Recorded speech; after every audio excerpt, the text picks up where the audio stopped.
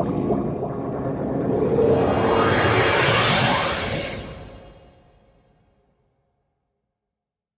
guys, welcome to my Bondic channel, and today I'm going to do a bit of review on Bondic. You may have seen it advertised on TV and other YouTube channels. And as they say, Bondic isn't a glue, it's more of a plastic product that you use to weld objects together.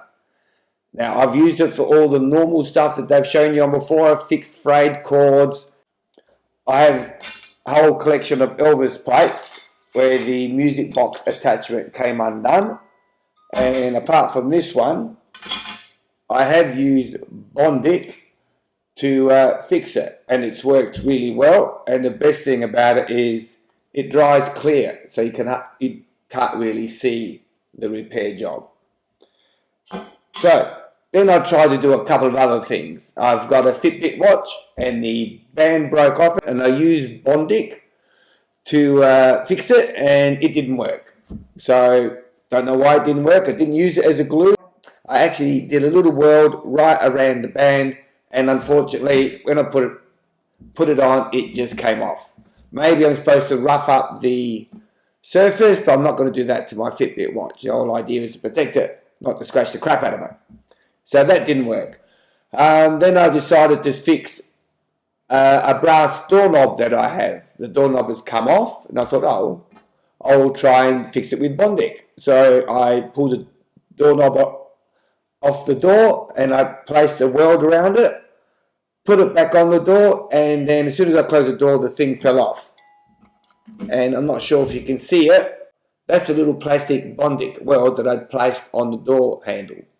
And it is fairly strong, but I can pull it apart.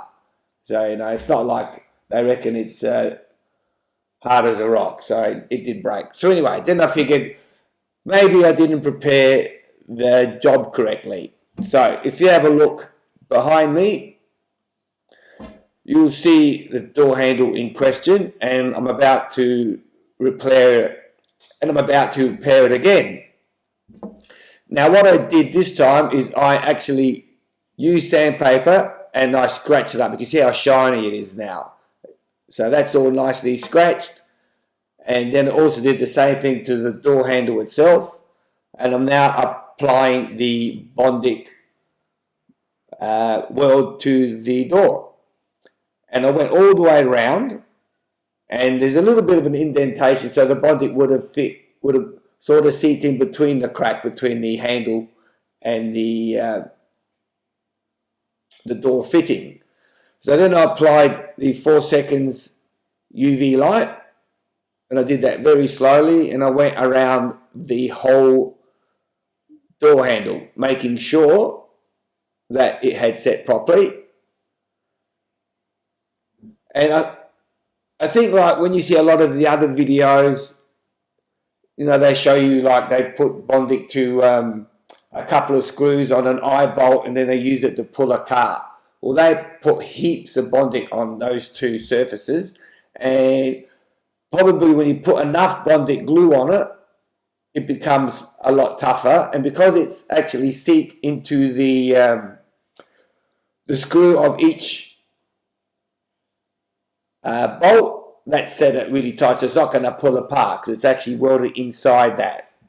So anyway, once I've done the initial one, I put another layer of the Bondic all the way around on the door handle, thereby giving it hopefully double the strength, covering even more surface. So I thought I'd give that a shot and see what would happen. The reason I'm posting this is because I don't want people to get sucked in thinking that Bondic is the, you know, U-Butte fix-all that it's portrayed to be out on the internet. So I figured this will give you my real life experience. That's something that I really like to do on my channel. When I do a review, I don't want to pull the wool over my viewers' eyes. You know, I want to give them the truth as I see it. So even though I'll have a link at the bottom of the video in case you guys, you know, want to try Bondic for yourself, I want you to buy it with your eyes fully open. And that's the reason for me doing all my review videos on my Bondic channel. So as you can see, it looks pretty good. You know, it's dried really clear. It's covered a fair bit of the surface. And when I tested the door in my hands, it felt nice and strong. So the next thing was to actually put it on my door. So I did that, you know, connected it to the door, and then I got it and I pulled the door closed, and that was all right. I mean, there's not much pressure. So I opened it and I used both doors together, because when the doors come together, you have to put a bit harder to close the door. So I did that. And even that looked pretty good. And then I opened it and closed it a few times, and I noticed that it wasn't really rock solid. Now, if I had actually welded that together with my arc welder, there would be absolutely no movement whatsoever. But with the Bondic, I could feel it vibrate a tiny little bit. And then I thought, well, maybe if I twist it, and there's a bit of movement even when I turn the handle. So I'm not sure how long this Bondic weld will last on my door. So what I'm going to do is I'm going to keep testing it, and you can call this video day one, and I might put a little update on the video every week to let you know whether or not the door handle is still glued to my door. You might want to come back and visit the video every now and again, just to see in the description below how the actual weld is faring. But anyway, guys, this is Peter from my Bondic channel. Loved having you here. I hope to see you again with my next video, which will be a Laughaholics video. Every week I do a Laughaholics video where I practice my sit-down comedy.